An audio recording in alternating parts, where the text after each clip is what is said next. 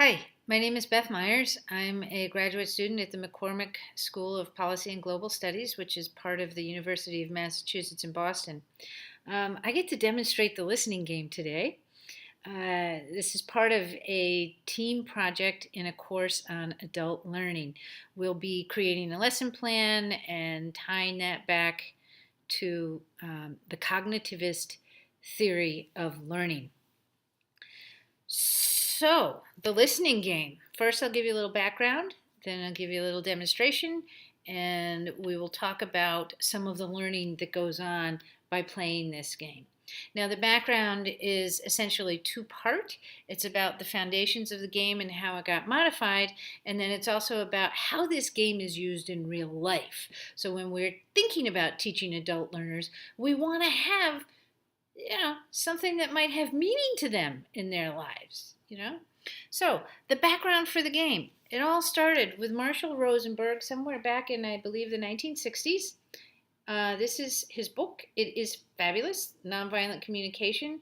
And this is not just communication between individuals, it's also within yourself and helps you look at things a little differently. So you can do this kind of learning as self-directed, but that's not our theory for today, so I'm not going there. Connected with his work, a game has been developed that was called the Feelings Game, and there are at least 3 versions of that game out there. The Feelings Game, it's a card game, and you'll see how it works in just a minute. There are 2 decks of cards. You can see about how many cards in each. One of the decks is, the blue ones, are about feelings, all kinds of feelings, many different kinds of feelings. But of course, it's not exhaustive. It's not every feeling.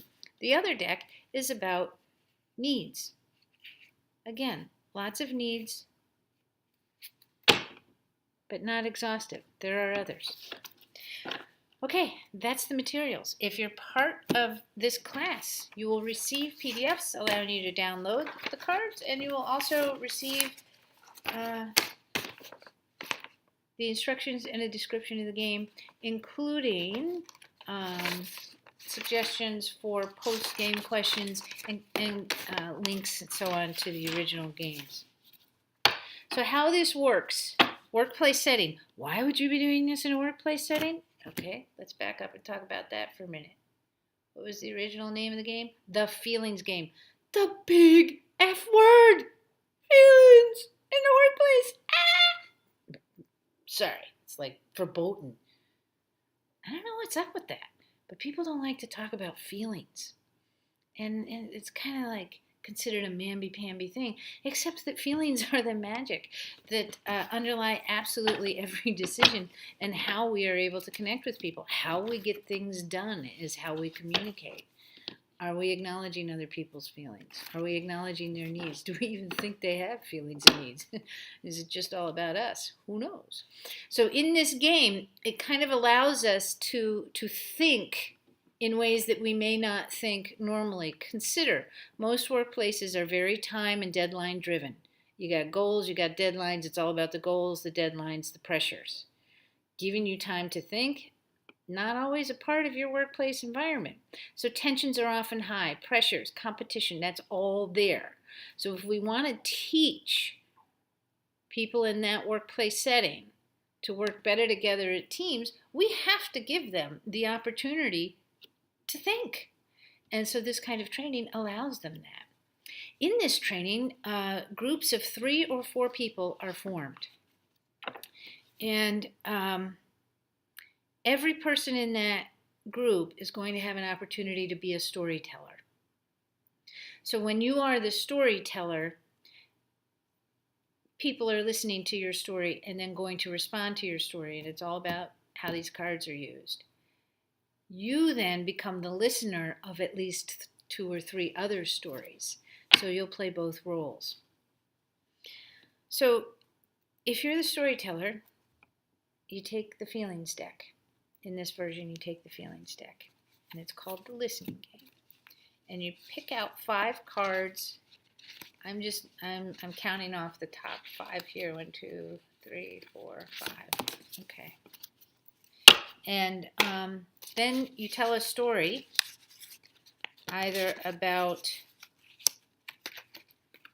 These are my feelings that I have to work with here. I have to choose from. I can choose one of these feelings and either tell a real life story or a fictional story around that feeling, a time when I experienced that feeling. Or I can combine these in any way I want. So that's my job as storyteller. Figure out a story that I'm going to share here. And if I'm a convincing storyteller, I might be making a fictional story and everybody's going to believe me, think it's real. Okay. So then if I'm a listener, let's say we got a group of 4. So we're going to divide this listening deck up into 3. Doesn't have to be exact. Each listener gets a deck of needs cards. Now what's going to happen is the storyteller is going to tell a story, and they will put on the table which feelings they're talking about. And when the storyteller is done, the listeners have to go back and say, were you feeling that way because you had a need, for example, to be seen for who you are? And then the listener places that card face up on the table, moves to the next listener. Keys to success. When the storyteller is telling their story, listeners can't interrupt. They can't ask questions for clarity, nothing. They just have to listen.